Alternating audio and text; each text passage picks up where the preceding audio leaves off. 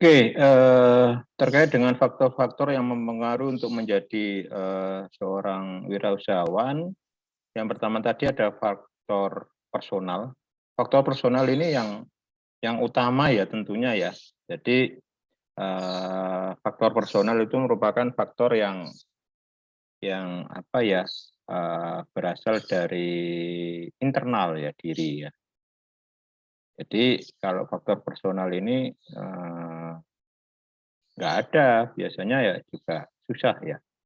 Terus yang kedua ada faktor lingkungan ya.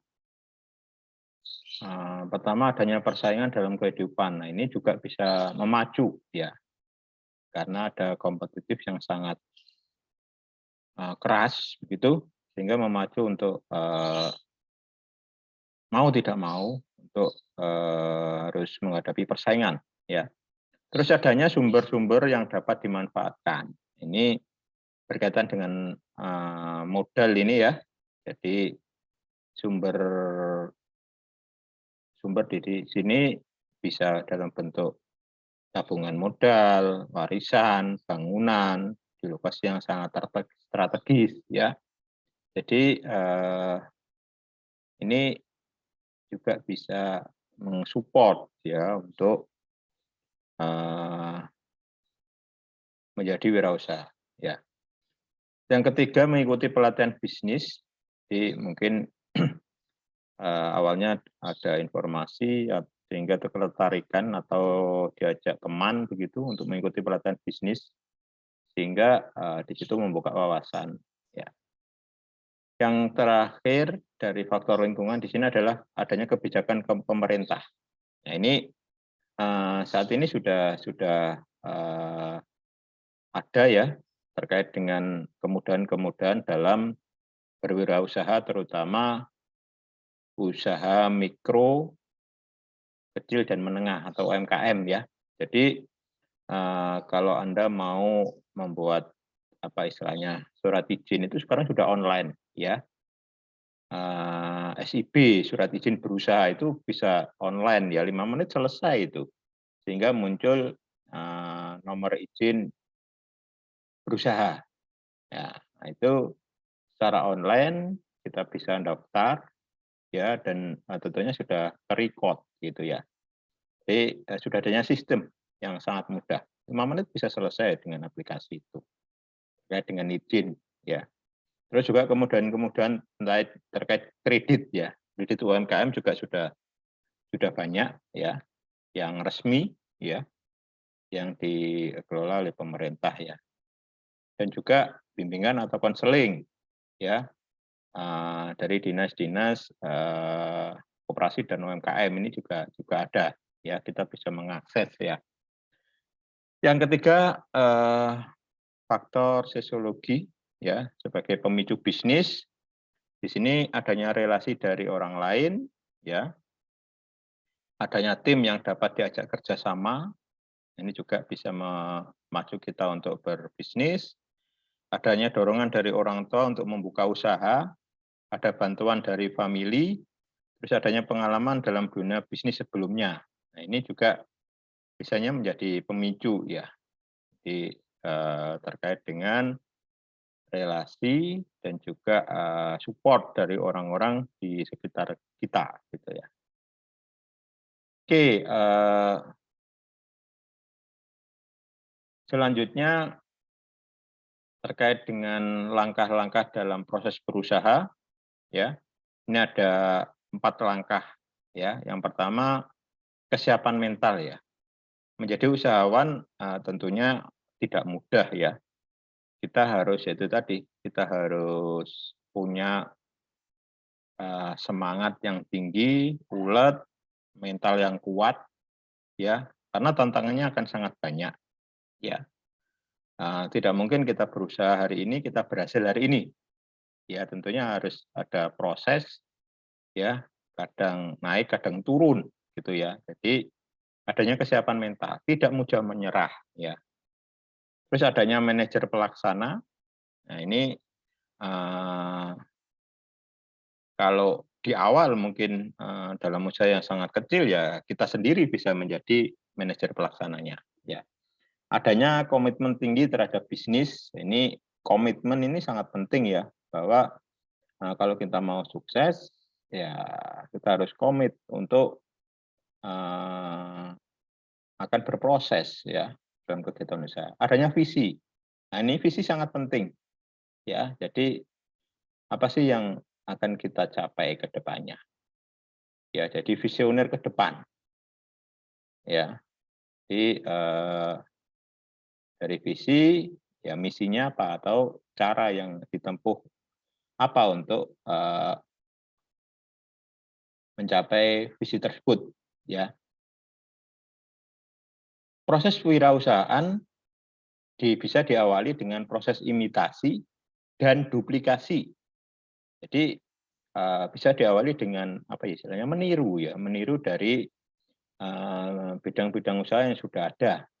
Kemudian berkembang menjadi proses pengembangan dan akhirnya proses penciptaan sesuatu yang baru dan berbeda. Jadi awalnya kita bisa duplikasi lah ya, meniru dari usaha yang sudah ada ya, dari situ harus kita kembangkan ya menjadi sesuatu yang berbeda dan sesuatu yang baru. Nah, itu bisa juga sebagai salah satu cara ya. Oke, selanjutnya bagaimana menilai peluang usaha baru ya dalam dari dalam organisasi ya, juga dari lingkungan ya. Yang pertama kalau dari dalam organisasi ya atau internal begitu, harus adanya tim yang kompak dalam menjalankan bisnis. Nah, ini tim ini juga sangat penting ya, baik tim kecil maupun tim besar. Kalau awal-awal ya mungkin timnya kecil dulu ya, tapi harus kompak ya, mempunyai satu visi ya, dengan misi yang jelas ya. Adanya strategi yang mantap untuk pencapaian tujuan ya, untuk mencapai visi itu ya juga harus ada strategi atau misinya seperti apa, strateginya seperti apa. Adanya struktur dan budaya organisasi yang mantap. Ini juga harus jelas strukturnya berkaitan dengan koordinasi dan tanggung jawab ya. Jadi harus ada struktur meskipun sangat sederhana. Harus ada leader, ya harus ada pelaksana, harus ada staff gitu ya. Adanya produk yang dibanggakan. Jadi sebuah produk itu ya harus bangga terhadap produk itu tentunya harus mempunyai nilai keunggulan ya.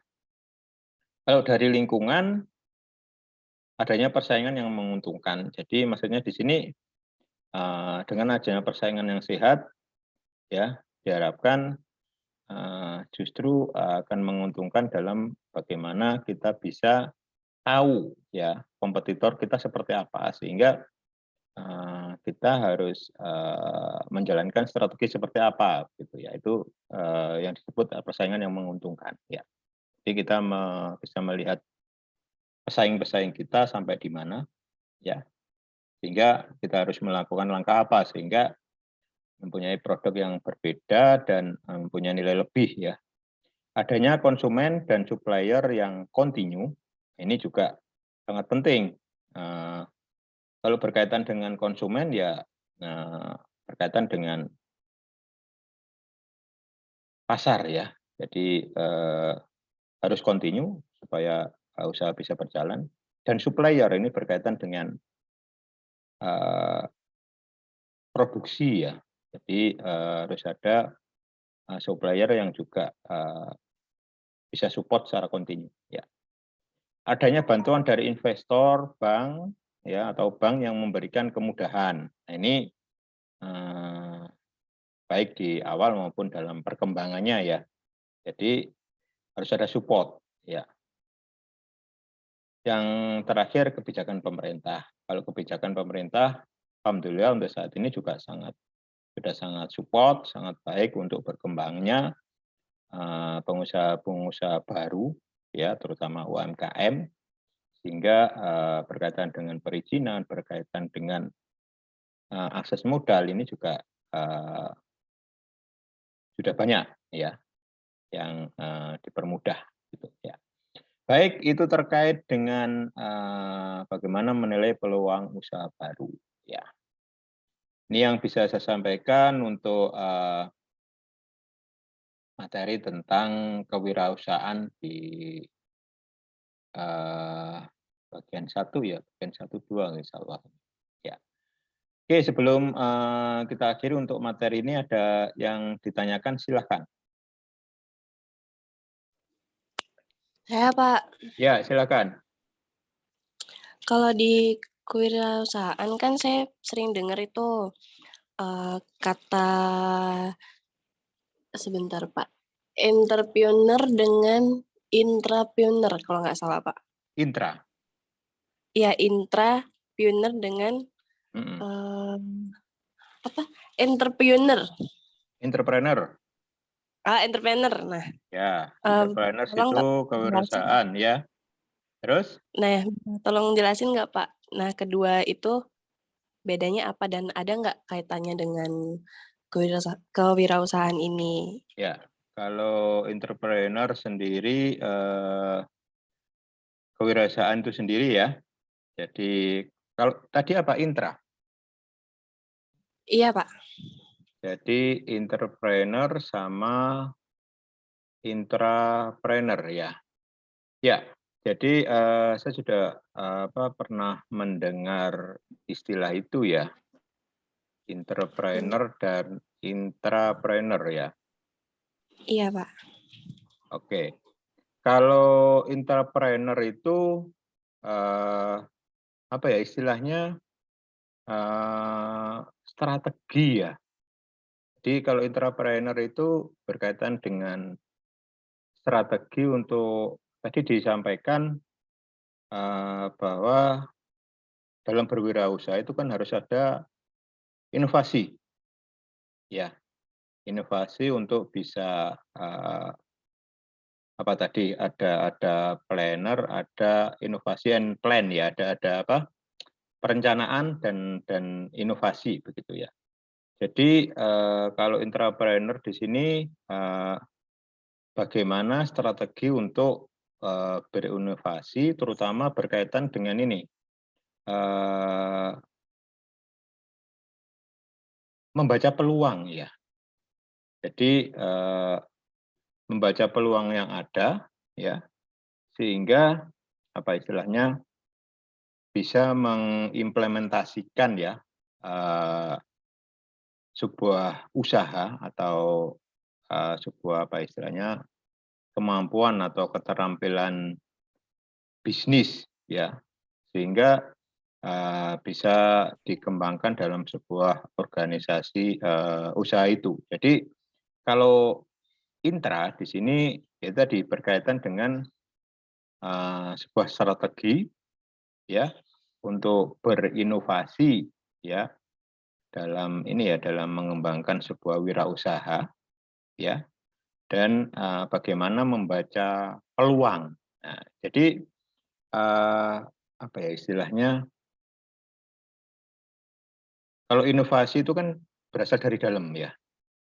Jadi kemampuan untuk berinovasi itu kan jadi kemampuan dari seseorang untuk bisa mengembangkan apa istilahnya talenta lah, talenta dalam berwirausaha ya. Nah, dan bagaimana membaca peluang. Kalau peluang itu kan bagaimana mengimplementasikan talenta tadi ya dalam bentuk keterampilan sebuah bisnis gitu ya.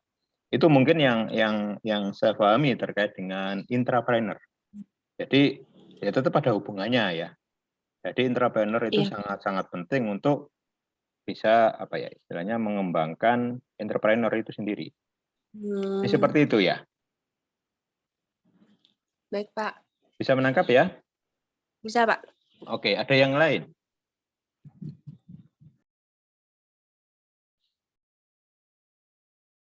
Belum ada? Baik, kalau belum ada mungkin untuk mengefisiensikan waktu kita masuk materi terkait dengan tugas 2. Jadi untuk mata kuliah Edprof ini tidak ada ujian tulis ya. Jadi untuk UAS-nya ya. Kalau UTS kemarin ada ujian tulis nggak? Iya, Tugas. Pak, UTS ujian tulis. Ujian tulis sama pengumpulan tugas itu ya? Iya, Pak. Oke, kalau yang UAS ini nanti tidak ada ujian tulis, hanya tugas 2 berjudul business plan. Ya, jadi Anda membuat proposal business plan, akan saya share untuk brief tugasnya berkaitan dengan business plan.